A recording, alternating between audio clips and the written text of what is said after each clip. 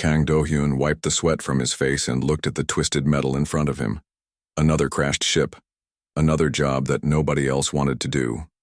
He had been working alone on Mortis 7 for 3 months now, pulling valuable parts from wrecked spacecraft that fell from the sky like deadly rain. The planet was not a nice place. The air tasted like metal and burned his throat. The ground was hard and cracked, with strange purple rocks that glowed at night. But the worst thing about Mortis 7 was the Bog of Doom. Everyone in the galaxy knew about it. A huge swamp that ate anything that went inside. Ships, people, animals. They all went in, but nothing ever came out. Do-hyun had set up his camp far from the bog. He was not stupid. But sometimes the wind carried sounds from that direction. Weird sounds that made his skin crawl. Today was different, though. As he worked on pulling copper wires from a burned engine, he heard something new. It sounded like a voice. He stopped working and listened. There it was again. Someone was calling for help. The sound was coming from the bog. No way, Do-hyun said to himself. Nobody survives in there. But the voice came again. It was weak, but it was definitely real. Someone was alive in the bog, and they needed help. Do-hyun looked at his tools. He had a plasma cutter, some metal cables, and his old mining suit. Not much, but it was all he had. Every smart person in the galaxy said the bog could not be entered. Ships with the best technology had tried. Military teams with advanced weapons had tried. They all failed. But Do-hyun was not like other people. He grew up fixing broken machines with whatever he could find. His father always said, "If something is broken, there is always a way to fix it. You just have to think simple." He put on his mining suit and checked the air filter. The suit was old and ugly, but it had kept him alive in places that would kill most people. He attached metal cables to his belt and grabbed bottles of industrial acid neutralizer, the stuff he used to clean corroded parts. The bog was only a kilometer away, but it felt like walking toward hell. The air got thicker with each step. Strange, mists rose from the dark water. The trees around the edge looked dead, their branches twisted into horrible shapes. At the edge, Do-hyun stopped. The bog stretched out in front of him like a black mirror. He could see shapes moving under the surface. Big shapes. The voice called again, weaker this time. "I'm coming," he shouted. He stepped into the water. The bog attacked him immediately. Something grabbed his leg and tried to pull him down. Acid started eating at his boot. His head filled with terrible thoughts that were not his own. Fear, hunger, death. The bog was trying to drive him crazy. But Do-hyun had worked in worse places. Space mines where the air could kill you in seconds. Radiation zones where the rocks themselves were poison. This was just another dangerous job. He sprayed the acid neutralizer around him. The grabbing stopped. He walked deeper, following the voice. The water came up to his chest now. Things brushed against him in the dark water, but his suit held. "Here, over here." The voice was closer now. Do-hyun saw her. A woman was trapped on a small piece of metal, maybe part of a ship. She was not human. Her skin was blue-gray, and her eyes were too big. She wore some kind of military uniform, but it was torn and burned. "Are you real?" she asked. Her voice was strange, like music. "Real enough," Do-hyun said. "What's your name?" "Park Nari. I am Corvani. My ship crashed 3 days ago." Do-hyun had heard of the Corvani. They were one of the big powers in the galaxy, strong, smart, and very proud. "What was one of them doing here? Can you swim?" he asked. "The bog. It attacks anyone who moves too much. I have been sitting here trying not to think, trying not to feel. It feeds on fear and movement." Do-hyun looked around. The bog was getting angry. The water was starting to bubble. More shapes were moving toward them. "Well, I'm not very good at sitting still," he said. "And I don't scare easy. Hold on tight."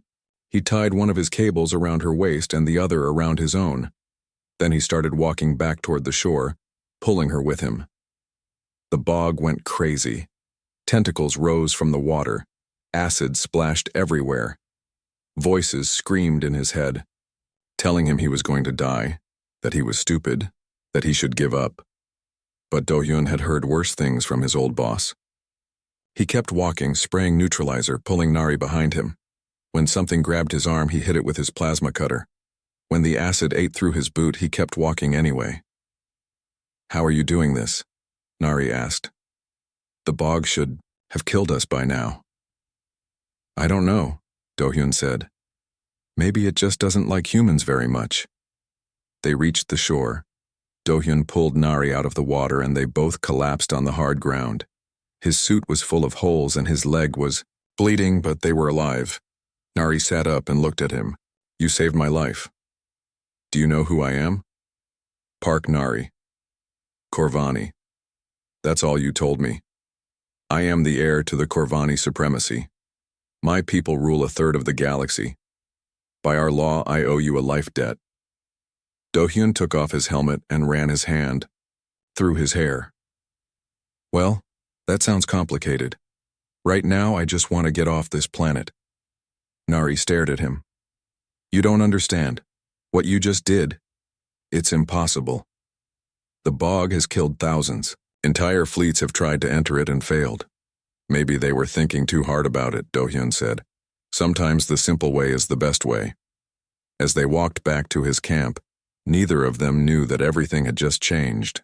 In a few hours, news of the rescue would spread across the galaxy. The human who did the impossible. The man who pulled a Corvani princess from the bog of doom. And when that news spread, every enemy Nari had ever made would decide that Kang Do-hyun was too dangerous to live. The news spread faster than light itself. Within 6 hours, every major news network in the galaxy was talking about the same thing. A human had done the impossible. Admiral Vex Thalarin was drinking his morning tea when his assistant burst into his office. The hegemony's top military commander did not like being interrupted, but one look at his assistant's face told him this was important. "Sir, you need to see this," the assistant said, turning on the wall screen. The reporter was a Zelkari with bright green skin and 4 arms. She was speaking in the calm voice that news people used for big stories. "Confirmed that Park Nari, heir to the Corvani supremacy, has been rescued from the Bog of Doom on Mortis 7. The rescue was performed by a human salvage worker named Kang Do-hyun." Thaloran dropped his teacup. It shattered on the floor, but he did not notice. "That's impossible," he said. "Nothing comes out of that bog.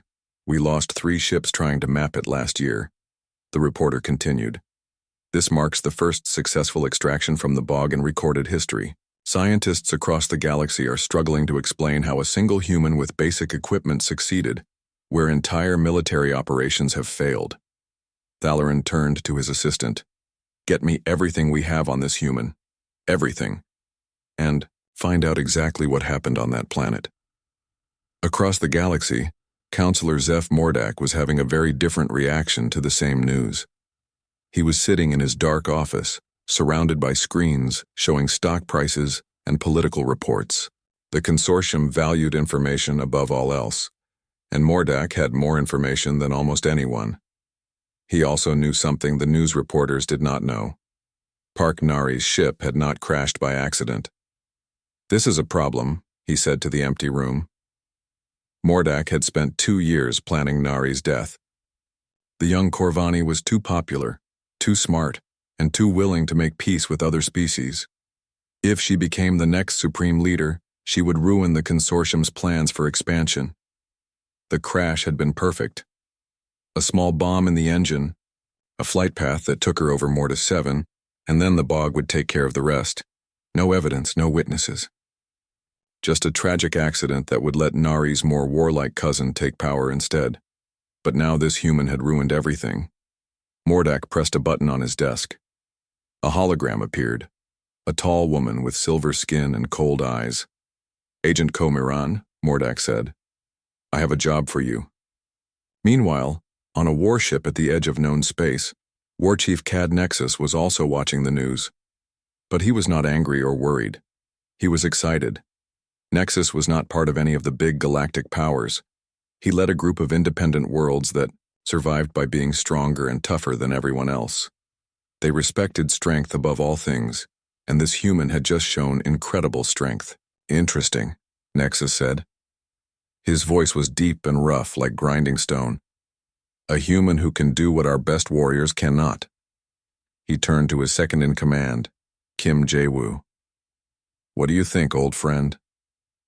Jae-woo was one of the few humans in Nexus's army. He had joined them 10 years ago after his home planet was destroyed. He knew humans better than anyone else on the ship. I think this Do-hyun is dangerous, Jae-woo said. Not because he's strong or fast, but because he doesn't think like the rest of us. Explain. Humans don't accept that some things are impossible. When everyone else sees a wall, humans see a door that just needs to be found. Nexus smiled, showing his sharp teeth. Then he would make a good addition to our army, or a dangerous enemy.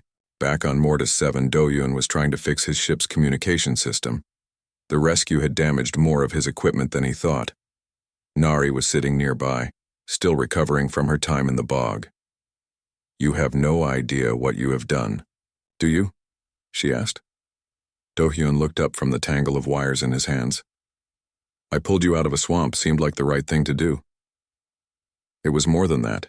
You have proven that humans are capable of things we thought impossible. There will be consequences.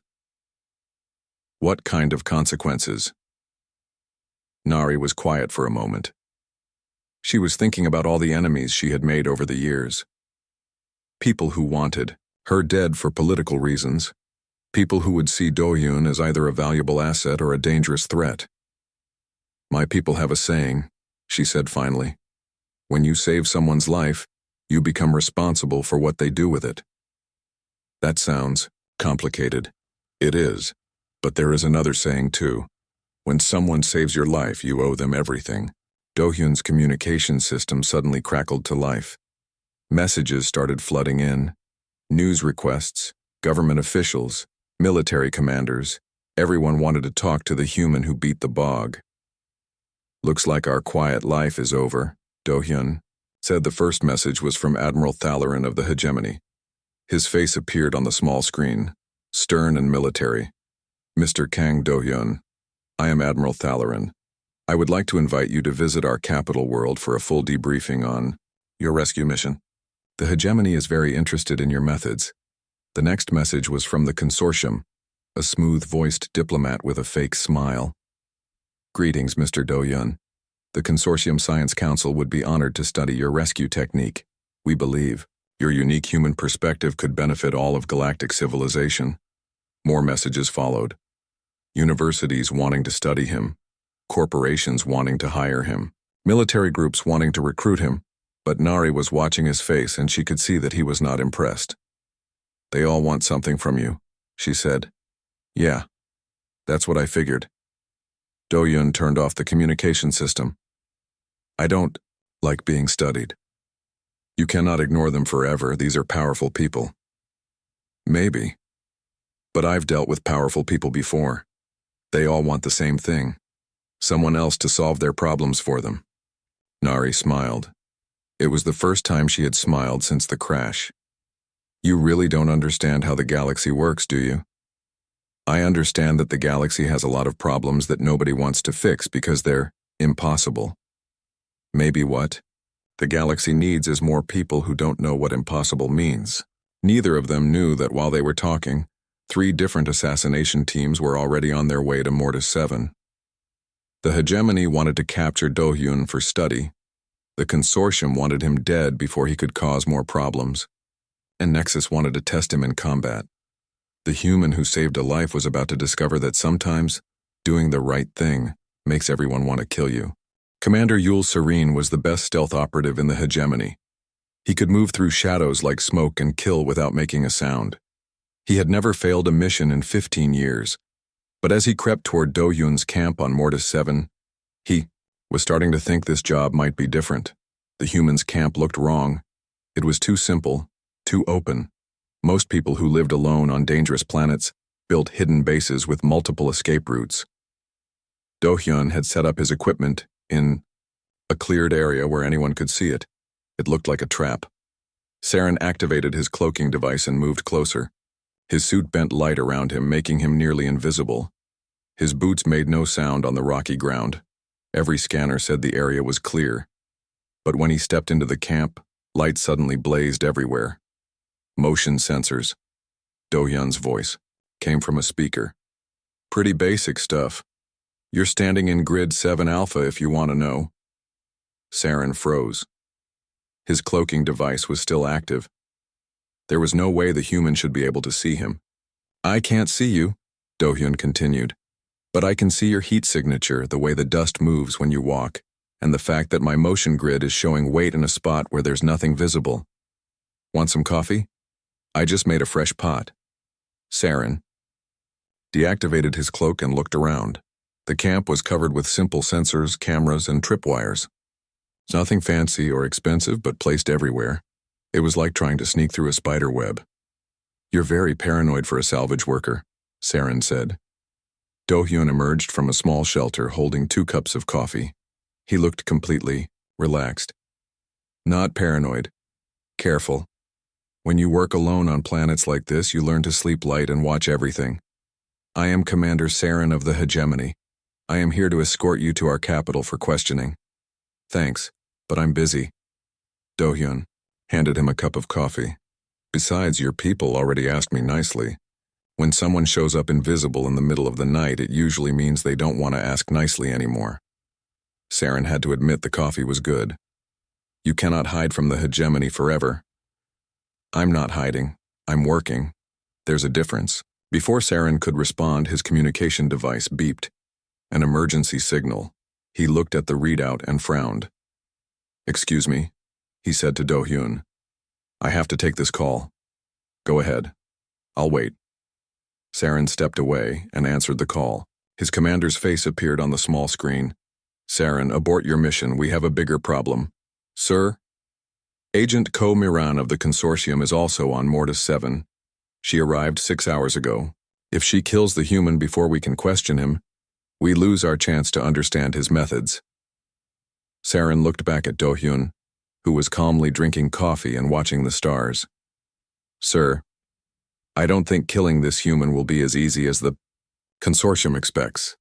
2 kilometers away, Agent Ko Miran was having similar thoughts. She had been watching Do-hyun's camp for 3 hours and nothing made sense. Miran was a master of psychological warfare. She could read people's fears and desires, then use those weaknesses to control them.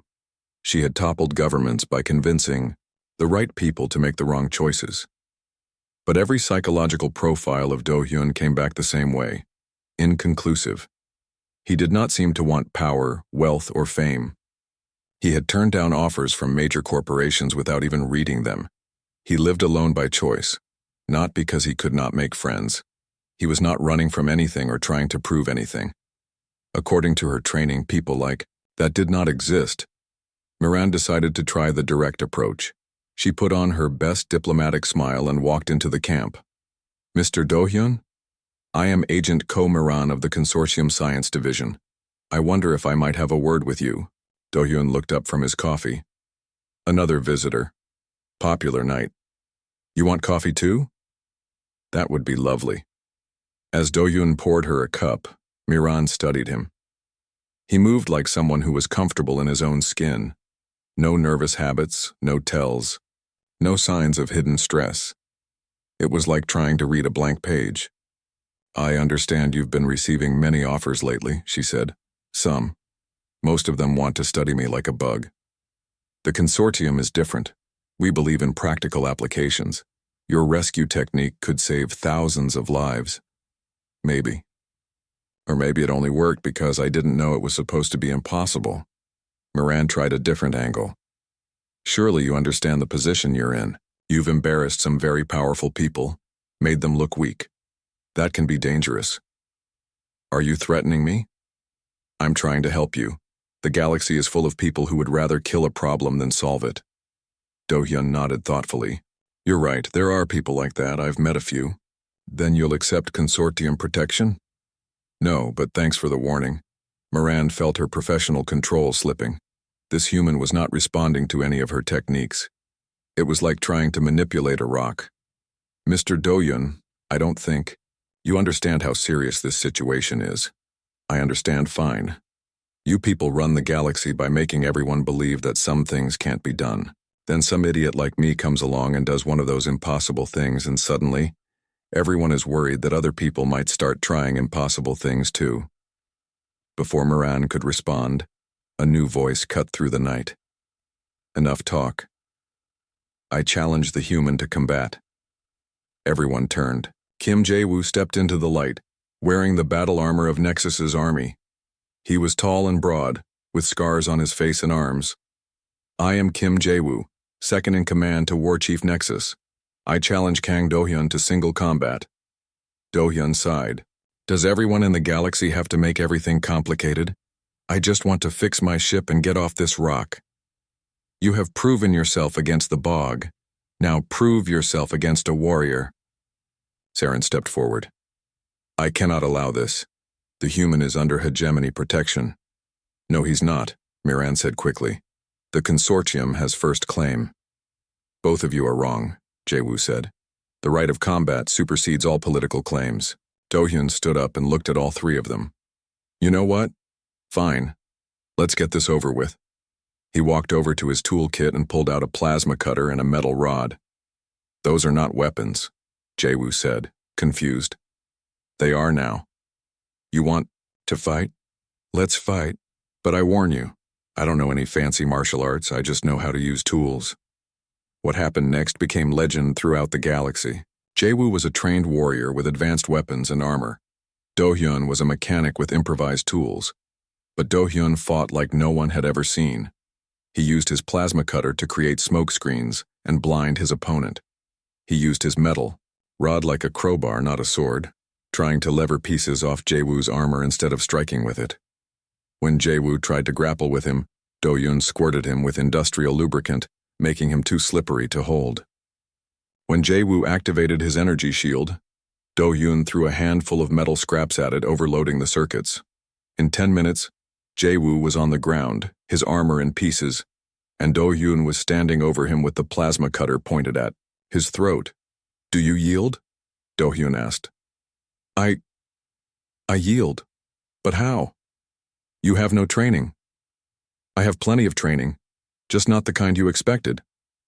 Saren, Moran, and Jae-woo all stared at him. They had each come to kill or capture this human. Instead, he had offered them coffee and beaten their best operative in a fair fight. What are you? Moran whispered. I'm a guy who fixes things, Do-hyun said. And right now, I think the galaxy might be broken. None of them noticed that Nari had been watching from the shadows. She had seen everything, and she was starting to understand something important. Humans were not just different from other species. They might be exactly what the galaxy needed. Station Kepler had seen better days. The old trading post floated in neutral space, far from any government's control. It was the kind of place where smugglers, refugees, and people running from their past could find work and ask no questions. Do-hyun liked it immediately. This place reminds me of home, he said to Nari as their ship docked. Broken things everywhere, but people still trying to make them work. Nari was less impressed. It smells like engine oil and desperation. Yeah, home. They had left Mortis 7 3 days ago, after word came that major fleets were heading their way. Nari suggested they hide somewhere until the political situation calmed down. Do-hyun had laughed and said he did not know how to hide. Instead, he brought them to Station Kepler to buy supplies and fix his ship properly. The station's docking bay was busy. Aliens of a dozen different species were loading and unloading cargo. Most of them looked tired, working hard just to survive. Do-hyun felt at home among them. Mr. Do-hyun? A voice called out. A short, stocky alien with 4 arms walked toward them. I am Lee Hyun, the maintenance chief. I heard you might be looking for parts. News travels fast, Do-hyun said. Fast and expensive. Half the galaxy is looking for you. The other half wants to hire you. Hyun paused. You really pull someone out of the bog of doom? Yeah. With just basic tools? Yeah. Hyun grinned, showing yellow teeth. I like you already. Come on, I'll show you what we have. As they walked through the station, Do-hyun noticed things. The air recyclers were working too hard. The lights flickered every few minutes. The floor plates were loose in several places. "How long since this place had a real maintenance overhaul?" he asked. 15 years? Maybe 20. We fix what breaks, but there's always something else breaking. Mind if I take a look at a few things while I'm here? Be my guest. But I should warn you, we've tried everything. Some of these problems can't be fixed. Do-hyun smiled. I've heard that before. They had been on the station for 2 hours when the alarm started screaming. "All residents report to emergency stations," a voice said over the speakers. "This is not a drill. We are surrounded by hostile forces." In the main observation deck, they could see them. Dozens of ships from all 3 major powers. Hegemony. Warships with their gray armor and heavy guns. Consortium vessels that looked like floating knives, and Nexus battle cruisers painted in war colors. Station Administrator Choi Sua was a small woman with graying hair and worried eyes. She stood in front of the main view screen, trying to look calm. "This is Administrator Sua of Station Kepler," she said into her communicator. "We are a neutral facility. You have no authority here." Admiral Thalarin's face appeared on the screen. Behind him were Counselor Mordak and War Chief Nexus. "Administrator, we are here for the human Kang Do-hyun. Surrender him immediately and no harm will come to your station." "I cannot do that. Station. Kepler provides sanctuary to all who request it." "Then you are harboring a dangerous fugitive," Mordak said smoothly. "That makes you complicit in his crimes." "What crimes?" Sua demanded.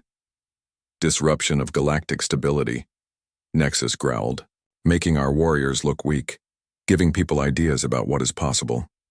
Do-hyun stepped forward. "I'll go with them. No point in getting innocent people hurt." "No." The voice came from an unexpected source. Nari moved to stand beside him. "By Corvani law, I am responsible for your safety. I will not let them take you." "Your law does not apply here, Princess," Thalarin said. "Stand aside. My law applies wherever I am standing." The standoff continued for several hours.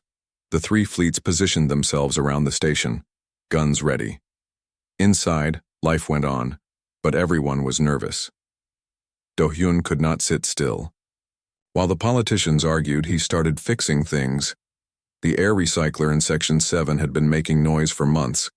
Do-hyun took it apart, cleaned the filters, and rerouted some pipes. The air immediately got fresher. The lights in the main corridor had been flickering because of a loose connection. Do-hyun traced the problem through 3 levels of conduits and fixed it with some wire and electrical tape. The floor plates were loose because the mounting bolts had corroded. Do-hyun replaced them with stronger ones from his ship's spare parts. Word spread quickly. The human who did impossible things was fixing their station. Lee Hyun found him in a maintenance shaft, rewiring a power junction that had been dead for 2 years. "You know this is temporary, right?" Hyun said. "If those ships attack, none of this will matter." "Maybe, but people still have to live here while we wait. Might as well live in a place that works." "You're crazy." "Probably. Hand me that wrench." "Bye." The end of the first day, a dozen station workers were helping Do-hyun. They had never seen someone approach maintenance problems like he did. Where they saw systems that were too old or too broken to fix, he saw puzzles to solve. The water recycler had been running at half capacity because minerals had built up in the pipes. The station had accepted this as normal. Do-hyun flushed the system with a cleaning solution he mixed from common chemicals. The artificial gravity had been uneven because of a calibration error that had been slowly getting worse for years. Everyone had gotten used to walking carefully, in certain sections. Do-hyun recalibrated the whole grid. On the second day, something unexpected happened. Choi Sua called Do-hyun to her office. "I need to tell you something," she said, looking nervous. "Okay. My name is not Choi Sua. It's Susan Park. I'm human." Do-hyun looked at her carefully. Now that she said it, he could see it. The facial structure, the way she moved, the slight accent that did not quite match any alien language. "How long have you been hiding?" 12 years. After Earth was destroyed, some of us scattered. I changed my name, learned alien customs, and tried to blend in. Why? Tell me now? Because watching you work, seeing how you think, it reminds me of home. And because if we're all going to die, I want to die as who I really am. She was not the only one. As news spread through the station, 2 more humans revealed themselves. A trader named Nam Dongmin, who had been pretending to be a modified Zilkari, a mechanic named Park Junho who had been passing as a half-breed from the outer colonies. By the 3rd day, they had a small crew of humans and human-friendly aliens working together. They were not just fixing the station anymore, they were improving. So the communication array had always been weak. They boosted it with parts from 3 different systems. The defensive shields had been offline for years. They got them running again using power rerouted from non-essential systems. Outside, the 3 fleets were getting impatient. Their commanders were not used to long standoffs. They were used to quick victories and clear enemies. "This is taking too long," Mordak said during one of their communications. "The longer we wait, the more the public sees us as bullies attacking innocent civilians." "Then we attack," Nexus said. "Crush the station and take the human from the wreckage." "That would make him a martyr," Thalarin pointed out. "We need him alive for questioning." But while they argued, something else was happening. News networks across the galaxy were covering the siege. They showed images of Do Hyun helping repair the station while major military forces surrounded it. Public opinion was shifting. People who had never heard of humans before were asking why 3 major powers needed entire fleets to capture one mechanic. On the 4th day, Nari received a message from her homeworld. Her cousin, who commanded the Corvani fleet, was on his way. "Jin Sang-hun is bringing 50 ships," she told Do-hyun. "He is a good commander, but he follows orders. If the Supremacy tells him to hand you over, he will." "What does the Supremacy want?" "I don't know.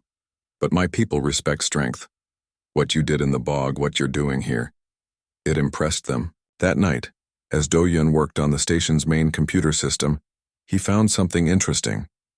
Station Kepler had been slowly dying for years. Systems failing, population dropping, trade declining. But in the last 3 days, everything had changed.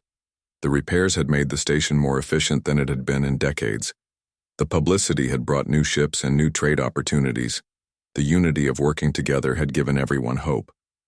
"You know what?" Do-hyun said to Lee Hyun. "I don't think they're going to attack." "Why not?" "Because we're not just fixing a station anymore. We're showing people that things can be better, and that scares them more than any weapon." Outside, the 3 fleets continued their standoff, not knowing that the human they wanted to capture was about to change the galaxy in a way none of them expected. On the 5th day of the siege, Do-hyun did something that surprised everyone. He sent a message to all 3 fleets. "This is Kang Do-hyun. I want to talk to your leaders. All of them." At the same time, Admiral Thalarin was the first to respond. "Mr. Do-hyun, you are in no position to make demands." "I'm not making demands, I'm making an offer. You want to know how I got Nari out of the bog? I'll tell you. But I want the whole galaxy to hear it. Explain. Live broadcast. Every news network. Every communication channel. You, me, and whoever else wants to join the conversation. We settle this like civilized people." Counselor Mordak's image appeared next to Thalarin's. "Why would we agree to that?" "Because right now, half the galaxy thinks you're bullies picking on one guy. The other half thinks I'm some kind of super weapon. Neither of those things is true, but as long as people believe them, this situation gets worse." War Chief Nexus joined the call. "You propose single combat through words instead of weapons?" "Something like that. What do you say?" The 3 leaders talked among themselves for an hour. Finally, they agreed. The broadcast would be held on Station Kepler in the main conference room. Representatives from each fleet would attend, along with news crews from major networks. Nari watched Do-hyun prepare for the meeting. He was not nervous, but he was thinking hard. "What are you going to tell them?" she asked. "The truth. That usually works. The truth can be dangerous. So can lies. I've tried both, and truth is easier to remember." The conference room was packed. Admiral Thalorin sat at one end of a long table, wearing his dress uniform. Counselor Mordak wore expensive robes that probably cost more than Do-hyun's ship. War Chief. Nexus looked like he would rather be fighting than talking. Do-hyun sat across from them, wearing clean work clothes and looking completely relaxed. Mr. Do-hyun, the news moderator began, the galaxy wants to know, how did you accomplish what entire fleets could not? I didn't know it was impossible. That's not an answer. Yes, it is. Look, every expert in the galaxy said the bog couldn't be entered. They had theories about why, studies about what happened to people who tried, and complex explanations for why it was impossible. And I never read any of those studies. I heard someone calling for help, so I went to help them. When the bog attacked me, I treated it like any other workplace hazard. Industrial accident, hostile environment, dangerous chemicals. I've dealt with all of that before. Admiral Thalloran leaned forward. But the bog is sentient. It attacks the mind as well as the body. So do a lot of places I've worked. Ever try to fix a reactor while it's having a meltdown? The radiation doesn't just kill your body, it makes you hallucinate and panic. You learn to work through it. That's impossible. No, it's just difficult. There's a difference. Dr. Yoon Minji, the hegemony's chief scientist, spoke up from the audience. Mr. Do-hyun, our analysis suggests that humans process psychic attacks differently than other species. Maybe. Or maybe you're overthinking it. When something tries to scare me, I ask myself, is this actually dangerous, or is it just trying to make me think it's dangerous? Most of the time, it's the second one. Counselor Mordak tried a different approach. Surely you understand that. Your actions have destabilized galactic politics. How? You've made people believe that impossible things can be accomplished. Good. Maybe they'll try accomplishing some of them. That could be dangerous. Do-hyun laughed. You know what's dangerous? A galaxy full of people who think some problems can't be solved, so they don't even try. You've got planets with bad air that could be fixed with better recycling systems, trade routes that could be safer with simple navigation improvements, conflicts that could be resolved if people just talk to each other instead of assuming it won't work. Those are complex issues, Thalloran said. No, they're just big issues. Complex and big aren't the same thing. War Chief Nexus had been quiet, but now he spoke. You defeated my second-in-command in combat using improvised weapons. I used tools the way they weren't designed to be used. That's not special, it's just practical. Show us. Do-hyun looked around the room. Okay, give me a problem. Dr. Minji stood up. Very well. Station Kepler's power grid is inefficient. Our analysis shows it operates at 60% of optimal capacity due to age and poor maintenance. The cost to replace it would be enormous. I see the schematics. A holographic display showed the station's power system. It was a mess of old connections, bypassed circuits, and jury-rigged repairs. Everyone expected Do-hyun to study the display for a long time, maybe ask for technical specifications or historical data. Instead, he walked over to a wall panel and opened it. Inside was a tangle of cables. See this? He pointed to a thick cable that was wrapped around several others. This is your main power feed, but it's taking the long way around because someone bypassed a damaged section about 20 years ago. He pulled out a pair of wire cutters. Mr. Do-hyun, Dr. Minji said nervously, that cable carries power to the entire conference room. Right. So we'll lose power for about 30 seconds while I reroute it through this shorter path. He pointed to another cable. Then the power will come back, but about 15% stronger. The shorter path was damaged. That's why it was bypassed. 20 years ago, yeah, but look. He shone a flashlight into the panel. Someone fixed the damage but never switched back to the shorter route. Probably because they forgot it existed. He cut the cable. The room went dark. 30 seconds later, the lights came back on, but they were brighter. Station Kepler controlled a conference room, a voice said over the speakers. We're showing a 15% improvement in power efficiency. Did someone just fix something? The room was silent for a long moment. How did you know? Dr. Minji asked. I looked at the problem instead of the paperwork. Most of your complex problems are just simple problems that got complicated because nobody wanted to get their hands dirty. Captain Park Jun-ho, who had been revealed as one of the hidden humans, stood up in the audience. He's right. I've been maintaining ships for 20 years and most problems are like that. We make them complex because complex sounds more professional. Nam Dongmin nodded from another section. Same with trade routes. We use complicated navigation because it's advanced, even when a simple route would be faster. Fleet Admiral Jin, Sang-hoon of the Corvani, spoke for the first time. You are saying that our military tactics are also unnecessarily complex? Probably. When was the last time you tried just asking your enemies what they actually want instead of assuming you know? That's not how war works. Why not? Sang-hoon was quiet for a moment. Because it has never been done that way.